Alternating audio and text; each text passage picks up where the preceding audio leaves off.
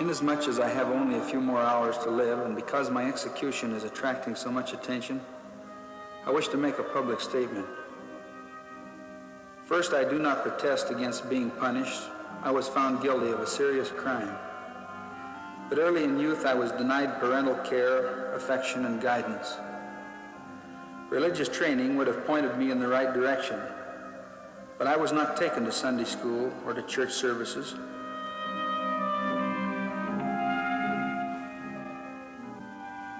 I have tried so hard to let people know that I didn't feel good inside, but no one seemed to understand. Would whoever reads this please do all they can to start something to stimulate the public to thinking about people with problems like mine.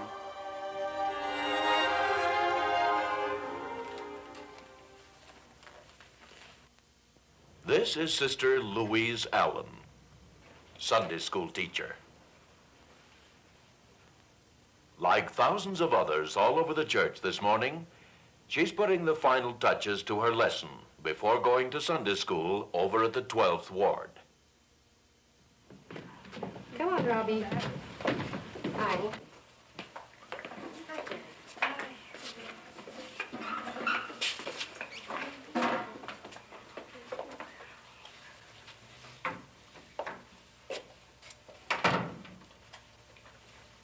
Well, where is everyone today? I don't know. As you mark your roll, Sister Allen, have you ever asked yourself why these seats are empty? Where are those youngsters? And what's the reason for their absence from class week after week? Some of them are not very far away. In fact, just outside your window in the church parking lot. Others are late or haven't made it at all for various reasons. Oh, Dorothy, it's 9:45. Are you getting ready for Sunday school? Dorothy, did you hear me? What? Are you getting ready for Sunday school? It's getting late.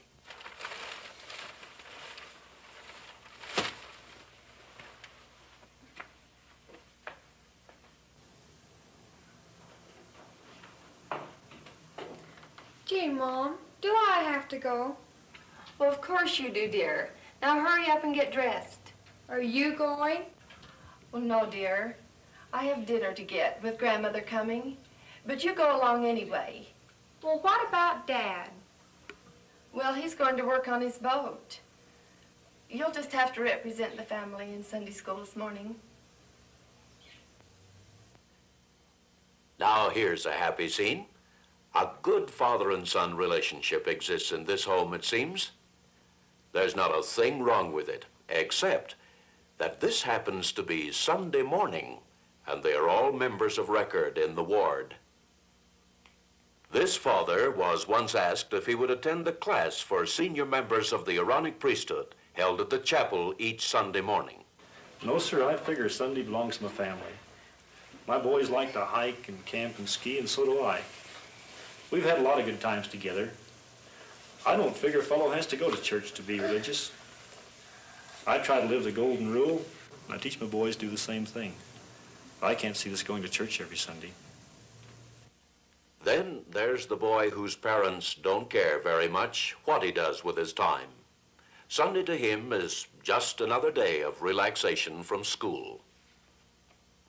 Often his friendships develop in an undesirable environment, and he joins in many escapades and absorbs habits which are harmful to him. 80 riders were employed, 40 going west and 40 going east at the same time.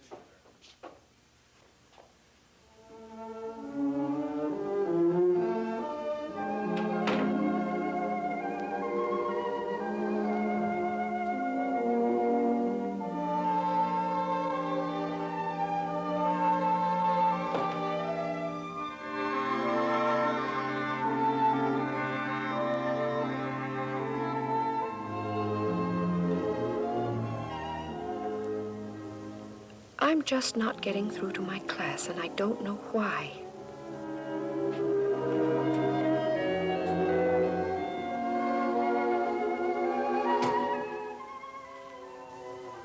I can't seem to hold their interest. Perhaps I'm not doing a good job with the lesson. I don't prepare properly.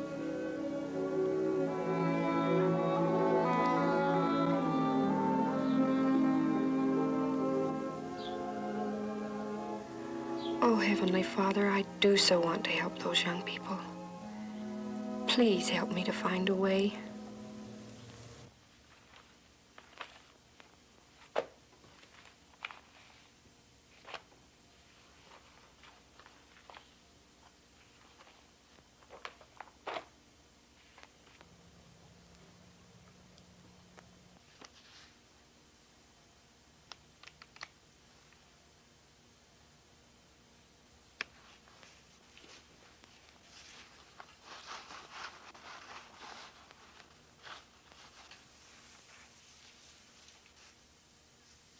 Over 70 years have passed since I sat as a primary boy in the class of Sister Moselle Hall, one of my teachers.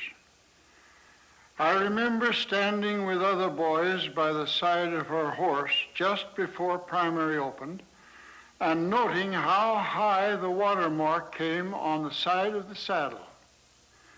She had crossed the South Fork River at high water tide in the springtime in order to keep her appointment with her class that afternoon. And in our childish minds, we pictured her as having risked her life to come from the old co-op farm to teach us. Strong as was our respect for her heroism, I think it was her vital interest in the personal lives of each one of us that really won our love and confidence. Her lessons were always vividly interesting, and she taught the eternal principles with faith and simplicity. There was no question of discipline in her class, and whatever she said as she taught us was accepted as gospel truth. Many, if not all, of the particular lessons she taught are forgotten, but her ideals of honesty, respect, obedience, dependability, and reverence were guiding influences through childhood and youth. Such can be the inestimable influence of a teacher upon a child whose confidence she has gained. This challenging example awakened Sister Allen to new possibilities in her teaching assignment. For the first time, she saw her students as future leaders of the church, of industry, and even of the nation. Most of the machinery she needed was close at hand, only requiring her active interest to set it in motion. One of the first things was to check with the Sunday school secretary for the names and addresses of all who should be in her class each Sunday morning. As she studied the names now entered in her roll book, she tried to visualize each person, remembering the things she knew about them: their appearance, their scholarship, parents, and homes. She looked beyond the cold percentages and saw warm hearts with great potential and souls precious in the eyes of the Lord. She discovered that she didn't even know some of them, couldn't remember ever having seen them in church. These would require special attention. She set out to learn about their habits and their hobbies, their hopes and their fears. It was going to be her special calling and pleasure to find each and every one and make friends and confidants of them. If Sister Allen had had to face this new concept of a teacher alone, it might have overwhelmed her, but she had help. Help in the person of her stake board advisor, and in the stake preparation, ward faculty and prayer meetings, which she conscientiously attended. She appointed some of her regular students as class officers, giving them the important job of helping her make and assign visits to those not attending regularly. She made a point of becoming personally acquainted with the parents of her students. And last but not least, she read everything possible that might tend to improve her performance as a teacher. Of the many experiences Sister Allen had with her enlistment work, perhaps none was more far-reaching than her contact with a boy named Raymond Grant. According to the records, he lived on 6th Avenue.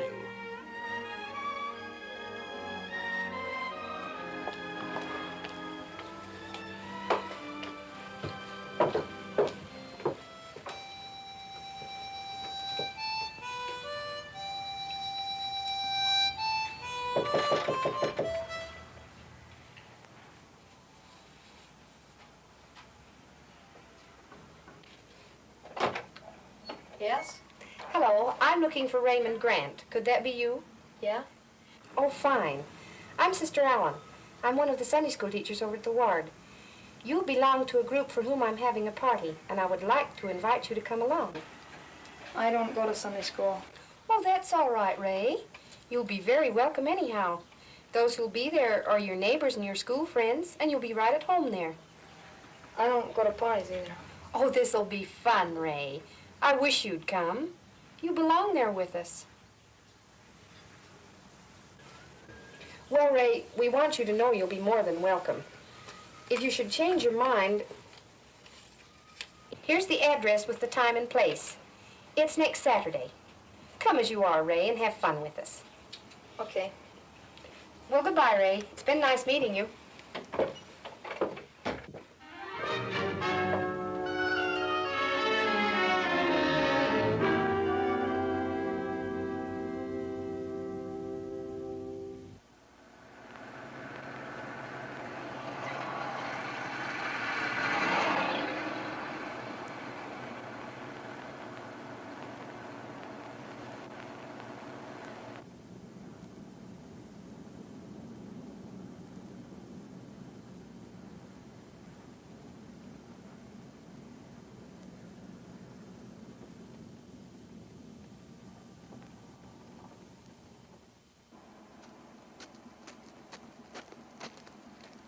Hi there, Ray. Your thumb seems to be working well tonight. Can I give you a lift downtown? Yeah, thanks.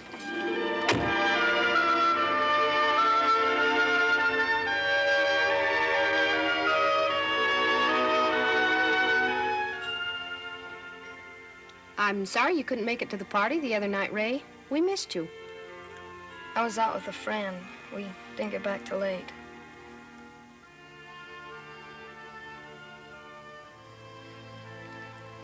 Do you have any brothers or sisters, Ray? I can't remember having met them.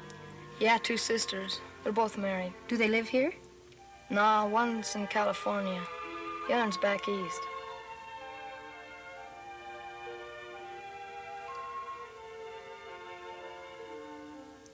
Do you like music, Ray?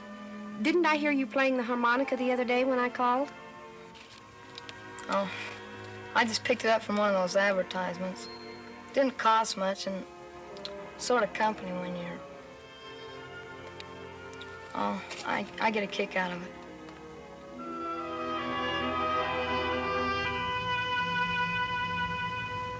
Where do you want me to let you off, Ray?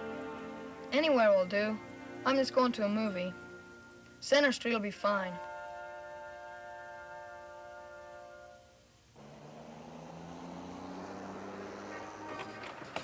Glad I came along at the right time. It was nice seeing you again, Ray. Yeah, thanks a lot.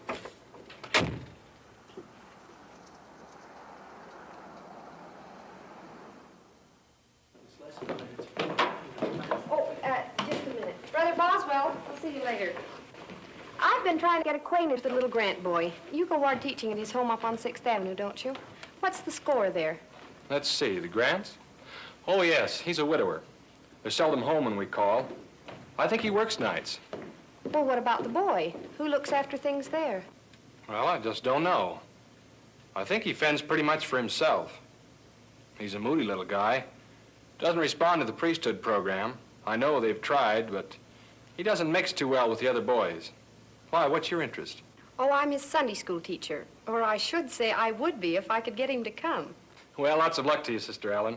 We'll try to put in a good word for you the next time we find them home. Well, thanks very much, Brother Boswell. Goodbye.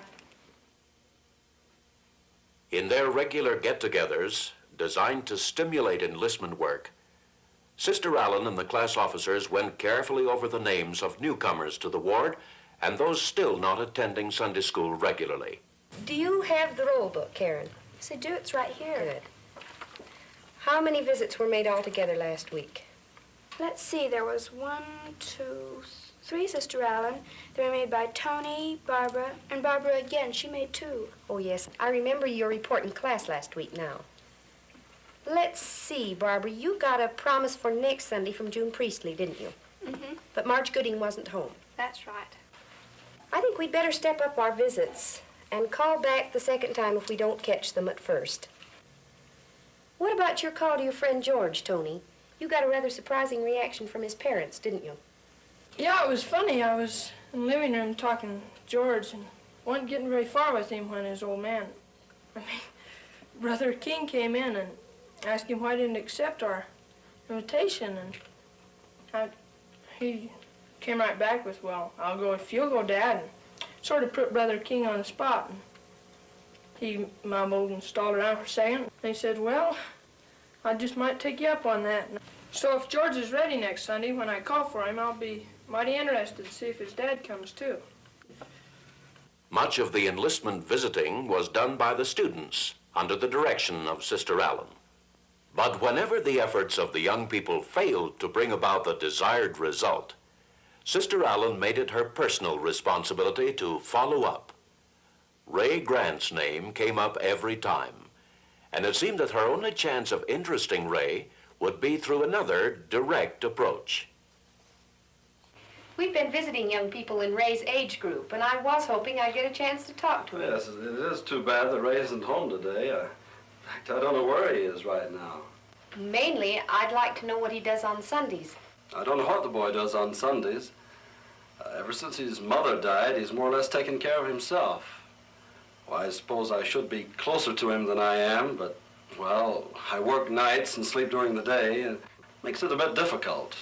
Do you have any objections to his coming to our Sunday school classes? Oh, heavens, no. If you can get him to go, it's all right with me.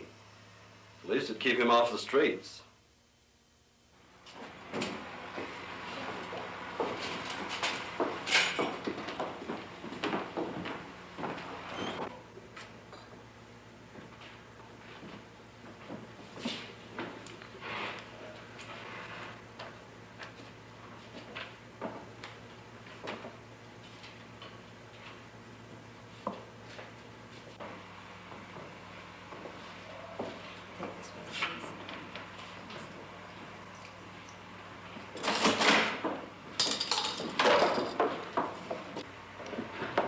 Well, hello, Ray.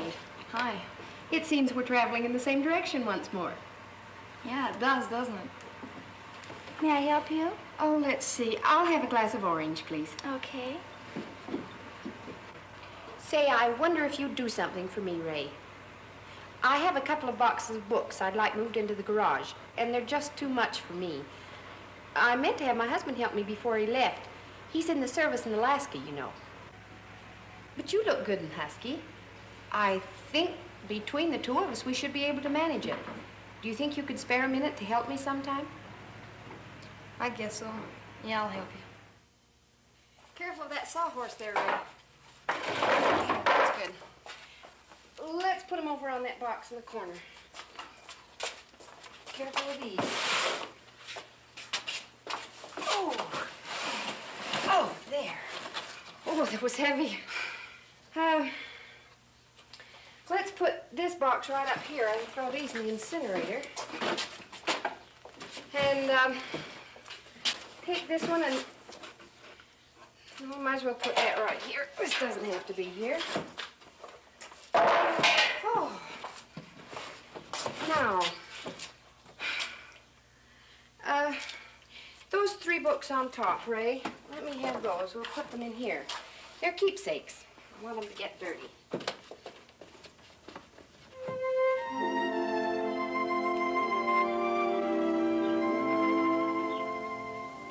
Isn't that pretty?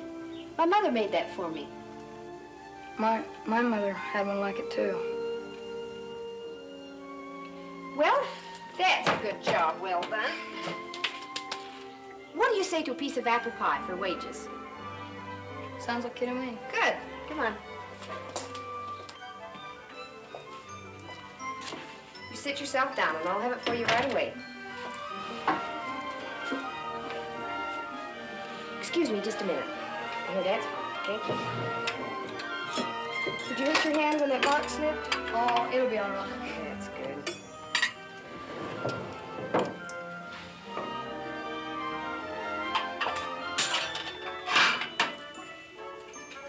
How does that look?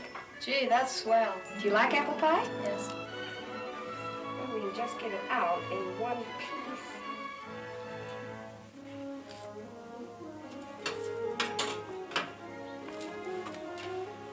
I'll get you some milk, just a minute. Moving those books surely helped me, Ray.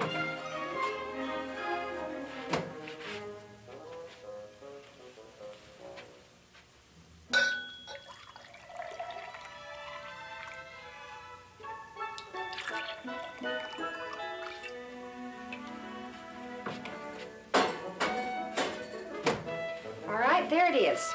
You eat it any way you like, fork or fingers. I've used both in my time. Whoops. There, that's better.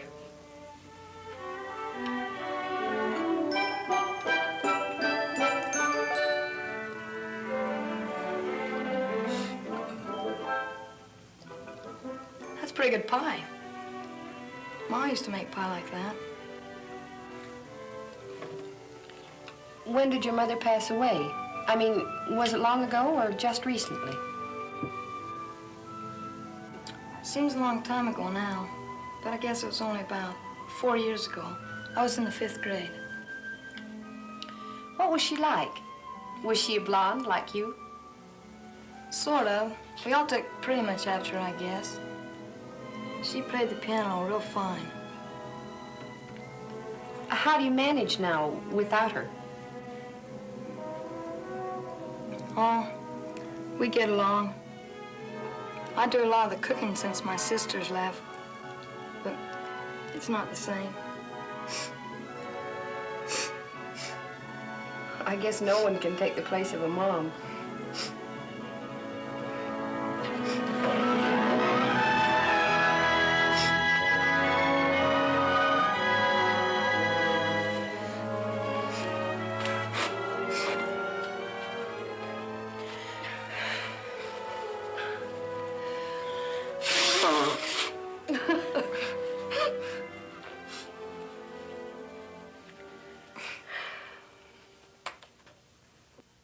It was just a natural step from this experience in her kitchen to the classroom. A bridge of understanding had been formed between Ray and Sister Allen, and attendance at her class had now become Ray's own desire rather than someone's command. The members of the class went out of their way to make Ray feel welcome, for although Sister Allen had brought him back to Sunday school, the esteem of his classmates would be an important factor in keeping him coming. His scholarship in the gospel was naturally weak, but he received much help from those around him, and the incentive to succeed was very strong. His first real test came some months later. Ray, our class has been asked to give the 2.5-minute talks for 2 weeks from this Sunday. And I think if you studied up on the lesson or some other material, you'd be able to give one just fine. Oh, I just can't, Sister Allen. I wouldn't know what to say. I wouldn't ever be able to get up there and talk. Why, Ray, it's not much different from getting up in front of the class, and you've done that many times now. Gee, all those people looking at me, I'd be scared to death. You'd make it all right, Ray. I've even heard some of the general authorities say that they're frightened when they speak. But they've never fainted, and you won't either. You make it sound so easy, but I know I'd just freeze up. No, I can't do it.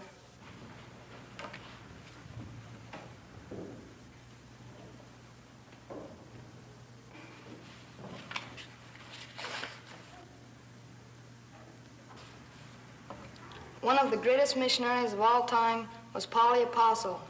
He had not always been a Christian. In fact, he tried his best to destroy the work which Jesus had started. Yet, even with such a poor beginning, this man who started out to destroy the Christians became one of its greatest teachers. Paul's example is a good one for all of us to follow, because ours is a missionary church.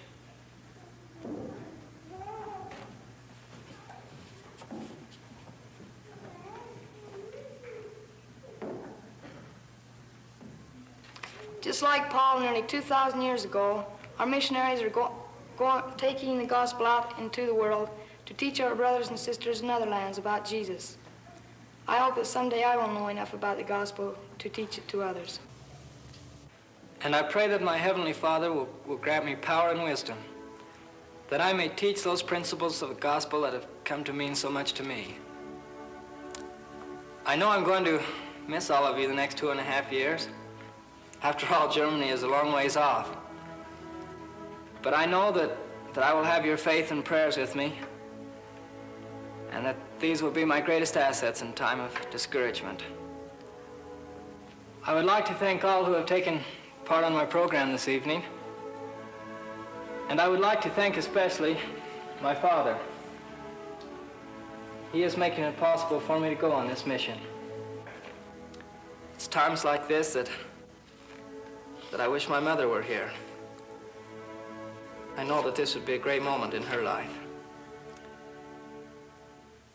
I'd like to thank all my classmates and teachers for all that they have done for me. I don't think they realize how much. But there is one person that I'd like to pay special recognition to this evening, and that is Sister Allen.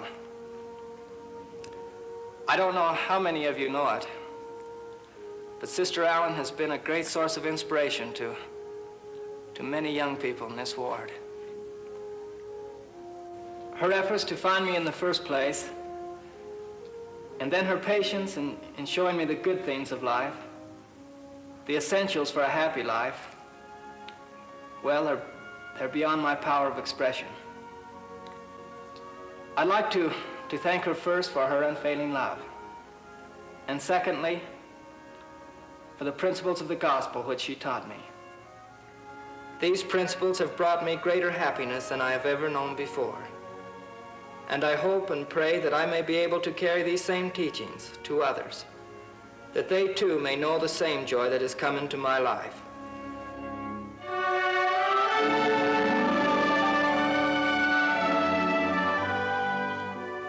Such can be the inestimable influence of a teacher upon a child whose confidence she has gained.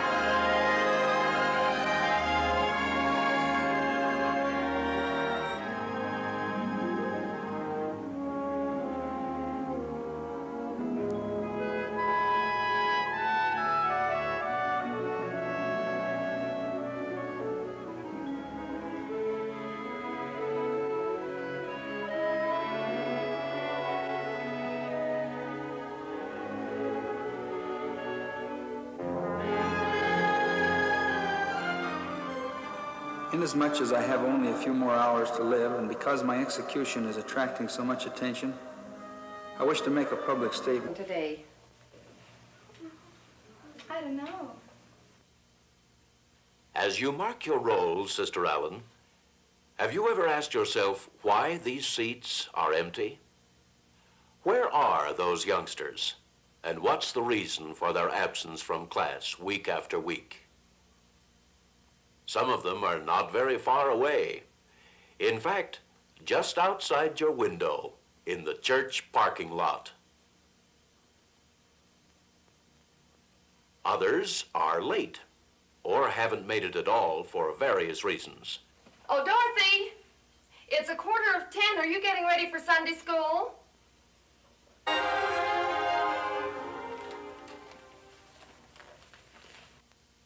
This is Sister Louise Allen, Sunday school teacher. Like thousands of others all over the church this morning, she's putting the final touches to her lesson before going to Sunday school over at the 12th Ward. Come on, Robbie. Hi.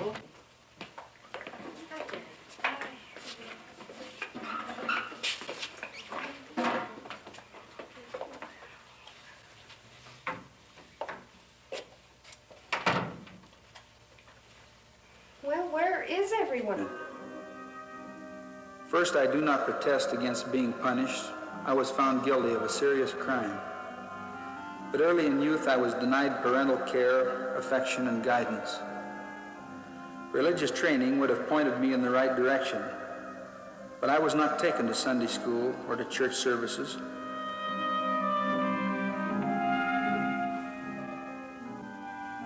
I have tried so hard to let people know that I didn't feel good inside, but no one seemed to understand. Would whoever reads this please do all they can to start something to stimulate the public to thinking about people with problems like mine.